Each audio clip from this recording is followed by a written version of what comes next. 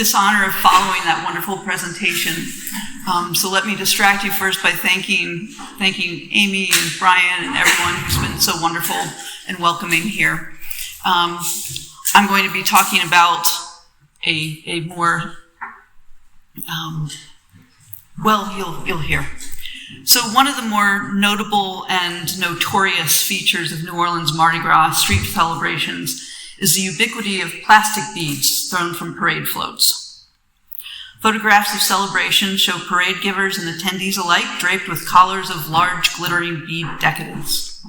While parade givers toss many kinds of trinkets to celebrants, beads have been an enduring part of New Orleans Mardi Gras for at least 100 years. New Orleans parades are sponsored by private, semi-secret organizations called crews. Members' dues and fundraising pays for floats, costumes, and balls, but individuals carry the cost of the various trinkets they throw. A crew may make particular kinds of throws available for sale to members, but no crew has any means of accounting for how many throws their members distribute. Multiple suppliers import plastic beads from China, and still others sell recycled beads. The total number of beads circulating in any carnival season is not only unknown, but in many ways unknowable. Still, there are estimates. A single large parading organization, like the 440-member crew of Rex, can regularly throw over 1 million strands of beads during their one annual parade. The numbers are staggering to consider. Pre-pandemic, it has been estimated that at least 25 million pounds of beads were thrown during New Orleans Mardi Gras per year to the eager hands of 1.4 million revelers. While tourists carry beads away to fates unknown in other locales, large numbers of beads stay in the New Orleans area. Recycling has always been an informal part of Mardi Gras bead economy, with a number of organizations and businesses collecting, cleaning, and repackaging beads to be thrown at later parades. But still, tons of plastic beads end up in landfills and wash into waterways each year. As a small example of the challenge, in 2018, following the summer flooding, the city removed 93,000 pounds of beads from drains stretching among a mere 5-block length of St. Charles Avenue. For context, this is just 5 blocks of what is typically a 5-mile parade route.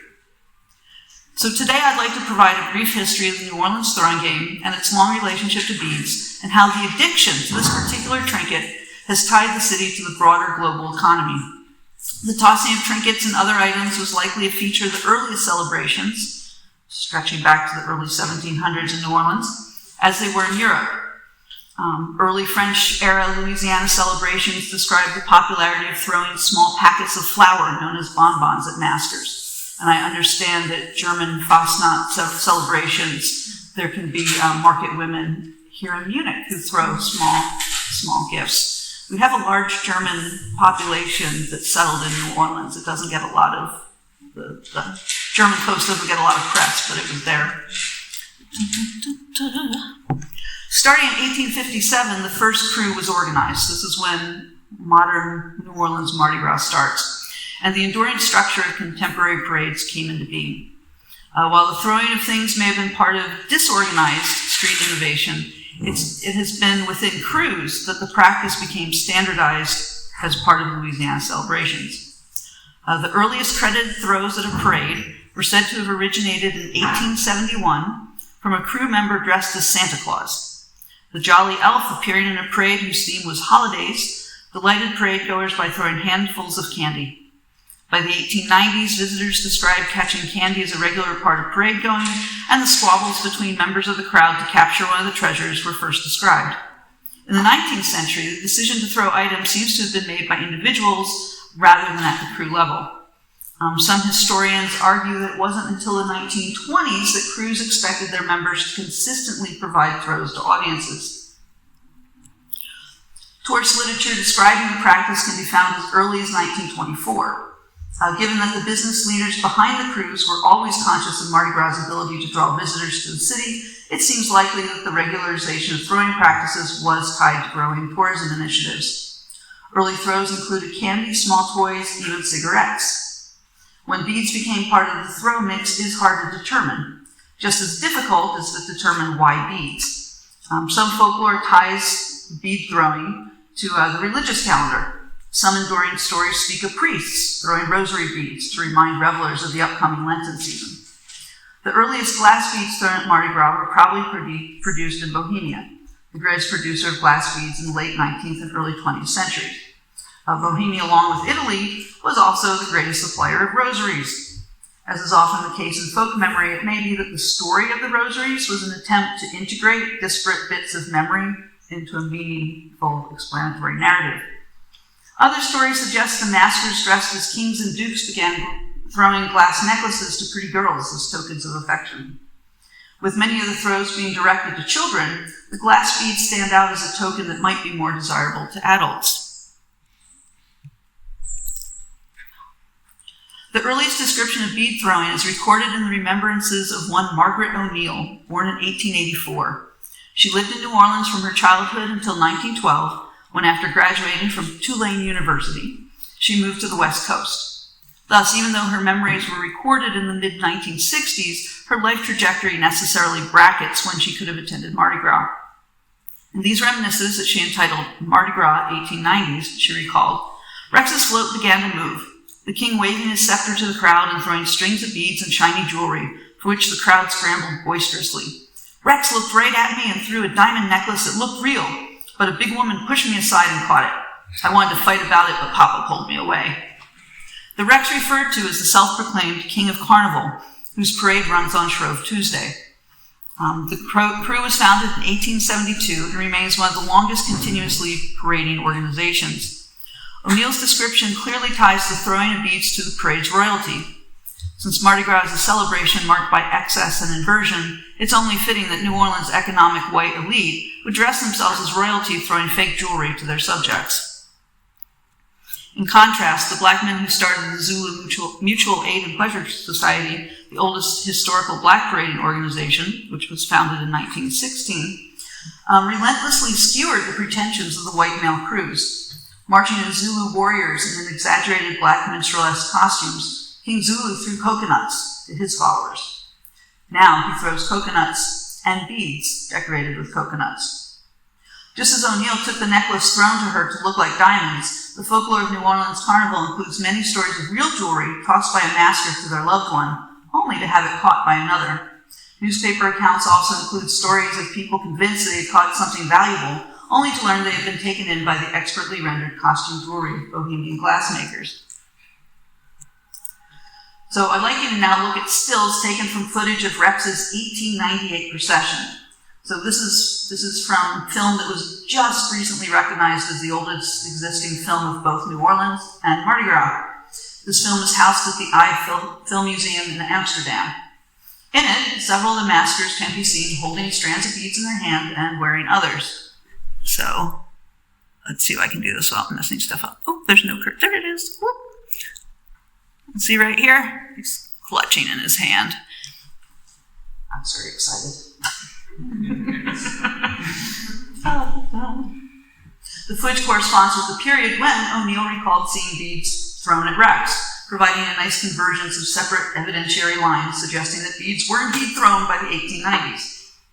While evidence for the pre-1920s widespread bead throwing is sparse, by that decade the practice was widespread. By the 1930s, tourist-directed literature was sure to mention the practice of throwing trinkets. In 1938, the New Orleans City Guide, produced by the Federal Writers Project, contained the following description of activities along the Mardi Gras route.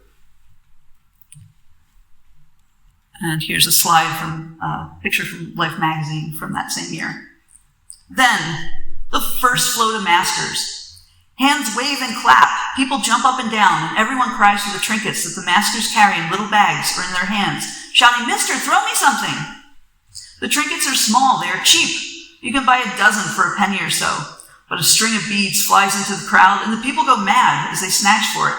It is a belief in New Orleans that it is lucky to catch favors from passing floats. The maskers hold tight with one hand to the supporting iron pole, and with the other hand they throw gaudy necklaces and toss kisses from the mouths of their grotesque masks. Descriptions found in tourist guides today stray very little from this general narrative form. The parade's arrival is described as the surge of the crowd towards the float, hands in the air, beseeching, then a desperate scramble to catch the throws, a dismissal of the objects as cheap and frivolous, followed by an acknowledgement that the whole game is absurd but fun. What has changed, however, is both the types of beads thrown and the expectations of the crowd for greater and greater numbers of beads. So what do we know about the earliest beads thrown? Well, curated examples provide the best insights, but are generally less common than one might think. Museum collections of Mardi Gras memorabilia have focused on ball invitations, float art, and costumes. The trinkets thrown to the masses were of little interest and generally not collected until recently. Likewise, the high quality of the glass beads thrown during the early days led to the cutting down of strands for the reuse and resale of beads. There's also the problem of provenience. Absent an informant who caught the beads, how does one determine that one strand of glass beads originated in Carnival or not? After all, one strand of glass beads can look much like the other. As I explored this problem, I found an answer. The beads thrown in the past, just as those thrown today, were often of little interest after Lent began, and were often thrown in drawers or boxes where they stayed, sometimes for decades, before emerging in thrift stores and estate sales. And conveniently, they were often tossed aside with their McKinley Act-required label still intact. Starting in 1891, all imported goods coming into the U.S. needed to have their country of origin marked on them. Beads were not exempted. Today, the earliest documented Mardi Gras beads surviving are labeled as from Czechoslovakia, making them no earlier than 1918, when Czechoslovakia was carved out of the Austro-Hungarian Empire. Since Mardi Gras was canceled due to World War I in 1918 and 1919, these beads were not likely to have been thrown earlier than 1920. Today, Mardi Gras beads continue to be bundled with labels showing their country of manufacture, either on paper labels or sometimes embossed on their plastic clasps. Until earlier beads are identified, for now, the earliest example of Mardi Gras beads are Czechoslovakian. The ancestral lands of Czechoslovakia, Bohemia, with its largely ethnically German glassworkers, was the world's largest supplier of costume jewelry by the mid-19th century, a position which the new Czech nation inherited. As early as 1922, New Orleans department stores advertised in newspapers selling Czech beads to Mardi Gras maskers. Made of glass, the surviving beads show a variety of patterns and types, from those that feature a random pattern of stringing to those that exhibit greater uniformity in necklace design. The strands are usually no more than 16 inches in length, with small polished or faceted cane beads forming the bulk of the strand. Often necklaces are strung so that 3, 5, or even 7 larger beads are at the bottom of the necklace. These might also be polished or cane beads, or more commonly, molded beads that are more like porcelain than glass, manufactured in a mold as the same process as Prosser buttons, the little white porcelain-looking buttons that you'll see on sweaters. The larger beads provide weight to the necklace, both when worn and when thrown conveniently. The strands have closures, and while the beads are not individually knotted onto the strands, they are strung on double cotton thread to be more sturdy than a single strand. Symmetrical stringing patterns speak to a pride of craftsmanship, despite a number of the strands being found with labels that label them as imitation jewelry made in Czechoslovakia. Some of the strands show an awareness of fashionable color schemes or demonstrate a sense of humor, like this one right behind me that has beads of little Dutch boys and clogs interspersed at the bottom. Still, other strands show the creative repurposing of other findings into jewelry.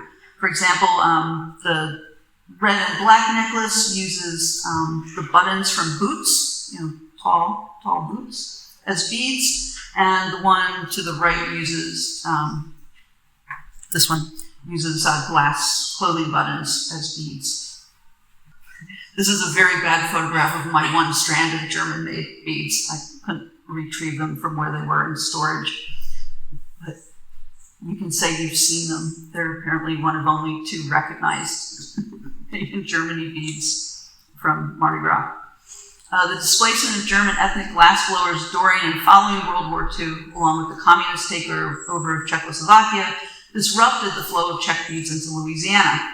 One 1947 bead assemblage contained 2 strands of made in U.S.-occupied Germany, labeled beads.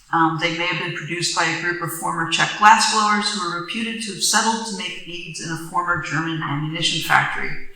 Other ethnic German glassblowers created craft cooperatives in Austria post-World War II. Anti-communist sentiment in the US, combined with communist Czechoslovakia's lack of commitment to rebuilding their glass industry, sent bead importers to look for other sources. While the Czech government in the late 50s developed state-run glass production, bringing Czech beads back to Mardi Gras, Japan immediately emerged as a source for beads post-World War II. Not only did U.S. tariff structure encourage the economic rebuilding of Japan post-war, but the Japanese beads shared another attribute increasingly important to parade givers. They were lighter. Beautiful Czech glass beads, despite being of short length, typically weigh 30 to 40 grams for a strand of 16 inches. If each of the dozen maskers on a float is only throwing a few dozen necklaces apiece, this is of no consequence to the mule team towing the float. However, when each rider began to bring several gross a bead onto a float, the cumulative impact is real. The delicate, thin glass beads manufactured by the Japanese rarely weighed as much as 10 grams, despite being slightly longer.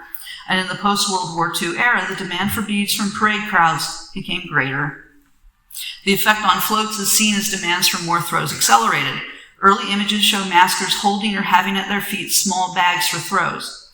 By the 1950s, boxes can be seen, and by the 1960s, rigging systems allowing for the hanging of beads become visible. Ultimately, the original mule-drawn floats were replaced by truck and mower-drawn floats built on the frames of 18-wheeler trucks.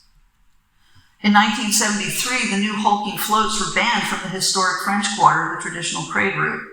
Demand for more and more throws fueled the increased size of parade organizations and the size of floats. Today, the larger parades feature floats that can be 3 18-wheeler truck lengths, carrying hundreds of maskers on a single float.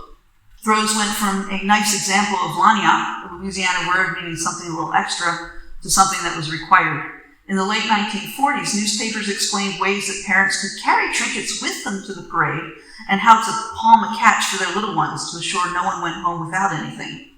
By the mid-1950s, it was unthinkable that one could walk away from Mardi Gras without multiple throws. Japanese manufactured glass beads were not to be the long-term answer, however.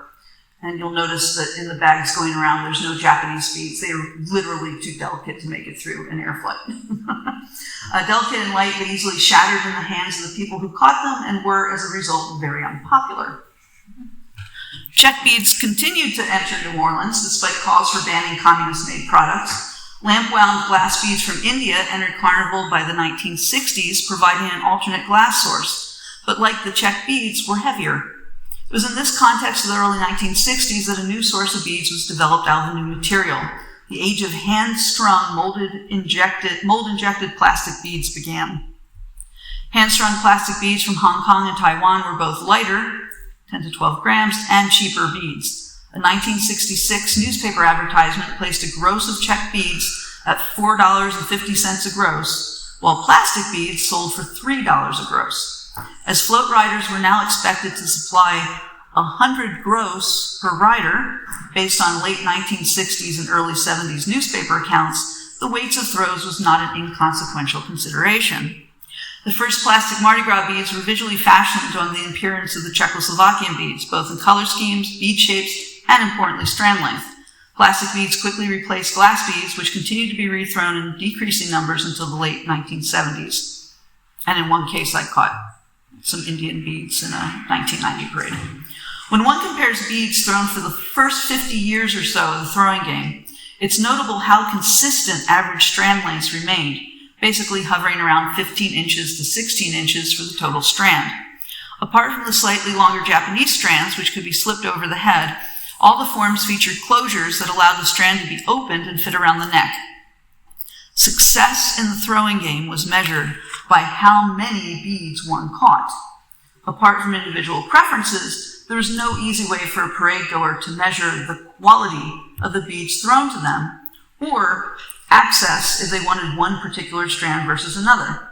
From the distance between the bead thrower and the catcher, details of the individual beads were not discernible, nor would it even have been possible to see which beads were glass or plastic. In other words, inflation was driven by the desire for more and more beads, not a change in the aesthetics or the form of the beads themselves. Pragmatics of weight and cost shaped maskers' purchases, nor did beads look particularly different from one crew to another. In the early 1970s, however, a new innovation in bead manufacture would inadvertently change the throwing game, spurring massive bead inflation. This was the invention of molded-on thread or molded-on string beads. Molded-on thread or molded-on string beads are just as they sound. They're plastic beads that are molded at set intervals along a continuous string. Necklaces are created by cutting the strand to the wanted interval and either adding a small plastic closure or heat sealing the strand closed. These plastic beads remove the labor costs of having someone string individual beads onto a necklace. The finished product looks very different from previous beads. They're monochromatic, with all the beads of the strand sharing the same bead size, shape, finish, and color. The most common finishes are transparent, metallic, opalescent, opaque, or pearlescent. While a variety of bead shapes are possible based on mold design, most often they are round or globe shaped, so sort of like a disco ball. When first introduced, the MOT beads attempted to be visual and size functional substitutes for the earlier beads. The most common type was a short necklace of 16 to 18 inches with a graduated bead size in purple, yellow, or green transparent finish. Isn't it lovely? The crew of Bacchus introduced the addition of a small plastic medallion to some of these beads in 1975, starting the trend for crews to explicitly brand themselves through their bead selections.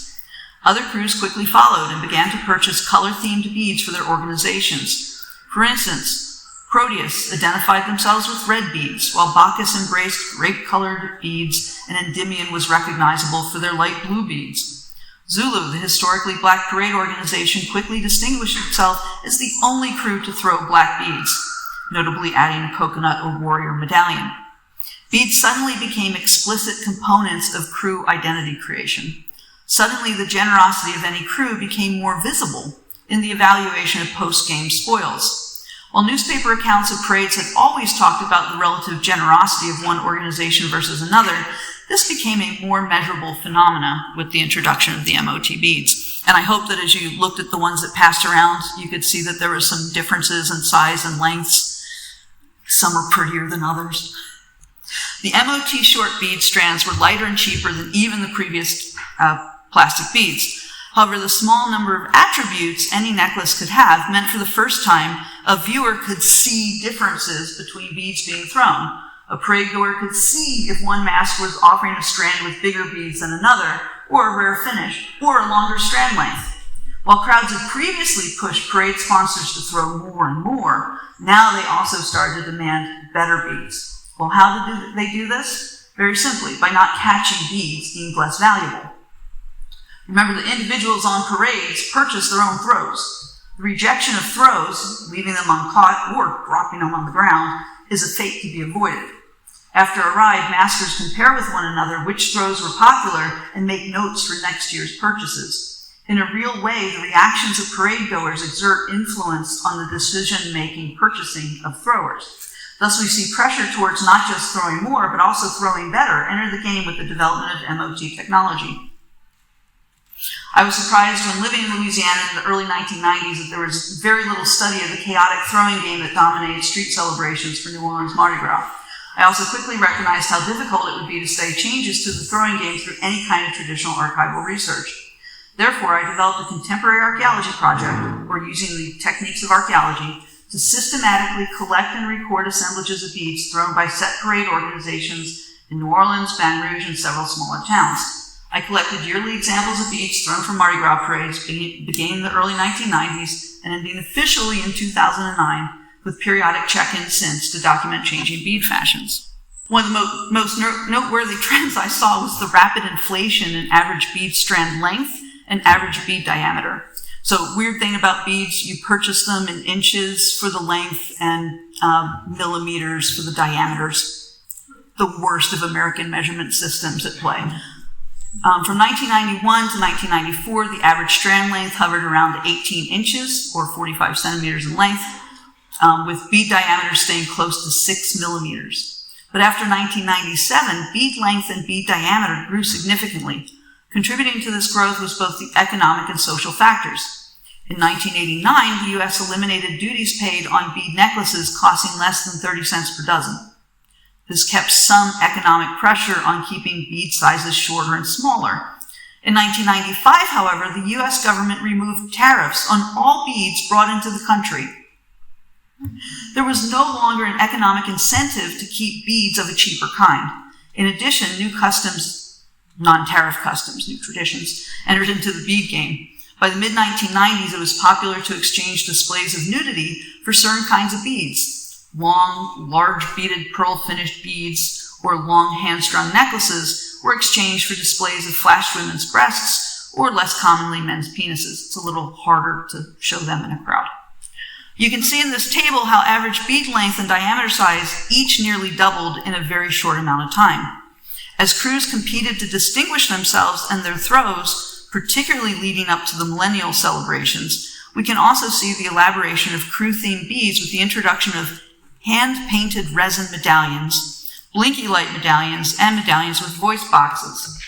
Here you can see examples of progressions in crew medallion design. As mentioned earlier, Bacchus was the first crew to introduce medallion necklaces, and they've spent considerable effort on constantly introducing new crew beads. Importantly, these medallion beads represent an incredible investment in float space and weight. The large resin medallion beads can easily weigh 150 to 200 grams each when the weight of bead strand and medallion is added together. Again, think about a parade throwing a million strands of beads. One way to decrease weight is to use large hollow beads. The Orpheus necklace on the left weighs 55 grams, where the one on the right, which features a large heavy medallion made of metal, weighs 175 grams. Both of these were caught in 2020, which I like to call the COVID carnival. Again, these weight differences are significant when multiplied by the hundreds of thousands of beads carried on a single float. Despite economic turndowns and the horrific devastation of Katrina, bead inflation increased, and with it, amounts of beads considered unworthy of collection, adding to bead trash. Even before the pandemic hit, parade organizations were beginning to rethink the massive amounts of waste being generated by the century-old throwing game.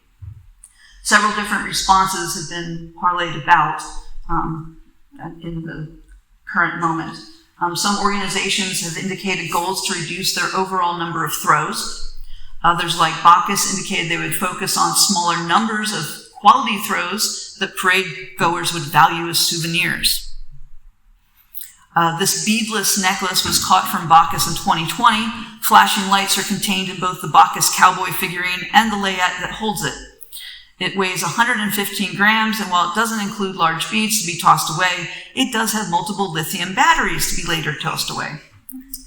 Other crews committed to purchasing beads only of recycled plastic and supporting additional recycling and green initiatives, and still others vowed to replace beads with other useful throws, such as reusable cups. Intriguingly, starting as early as 2000, some organizations reintroduced small numbers of glass beads, and one of the little bags going around was some of those. As a way of embracing more traditional carnival values in response to both the perceived bawdiness of plastic beads and the environmental concerns. Muse, an all-women's crew known for innovative throws, introduced in 2003 a personalized crew-specific glass bead, while Bacchus, Rex, Orpheus had been throwing generic glass beads sourced from India. These have not proven to be popular throws, in part because those catching them often can't see what's being thrown. The interruptions to Carnival by the global pandemic makes it hard to know what solutions will ultimately be embraced. From my perspective, the removal of tariffs on beads significantly contributed to bead inflation in size and length without removing pressure on throwing more.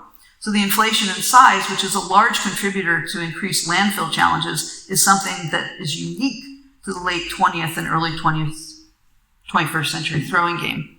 The material culture of the throwing game of New Orleans Mardi Gras is developed from a complex ecology of economic, social, political, and historical relationships between people, things, and tradition. While this paper is focused on New Orleans Mardi Gras, the throwing game has spread in a variety of ways across the U.S. St. Patrick's Day parades across the country now increasingly feature green plastic beads. U.S. sporting events are filled with fans wearing team-themed beads, and even nonprofits give out cause-colored themed beads at events. Bead waste is a powerful symbol of the larger problem the country has with plastics in general. New Orleans has long held the position of America's sentimental favorite city, a welcoming place where good food, drink, music, art, sporting events combine with a rich historical cultural heritage. As such, the city is uniquely positioned to take a leadership role in imagining sustainable futures, so perhaps understanding how the throwing game came to be in its current form can also help inform that future. So thank you for listening.